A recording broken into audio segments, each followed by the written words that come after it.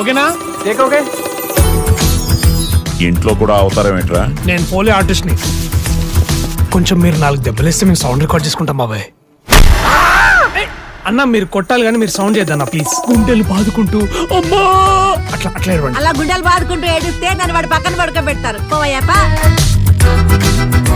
ఏం షూట్ చేస్తున్నారు? ఒక డెమో ఫిల్మ్ అండి, ప్రొడ్యూసర్ కి చూద్దామని.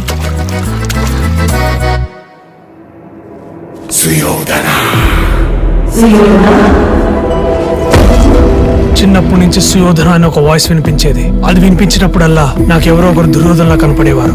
అసలు ఈ సుయోధన ఎవరు, దుర్యోధన ఎవరు తెలుసుకోవాలి సంహిత. చాలా కన్ఫ్యూజన్ సార్, నాకేం అర్థం కావట్లేదు.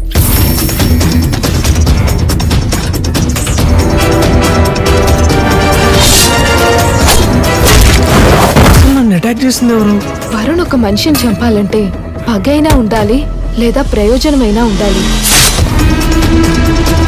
ఇదంతా చూస్తుంటే ఇదెవరో తెలిసిన వాళ్ళు చేసిన పనిలాగే ఉంది. కానీ అంకుల్ చెప్పింది నిజమో అబద్ధమో తెలియాలి. ఆ రోజు రాత్రి బయటకు వెళ్ళినప్పుడు ఉన్నావు, వచ్చినప్పుడు లేదెందుకు?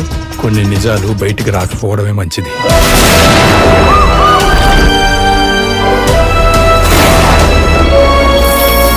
అసలు ఏం జరుగుతుందో ఎలా జరుగుతుందో కూడా నాకు అర్థం కావట్లేదమ్మా.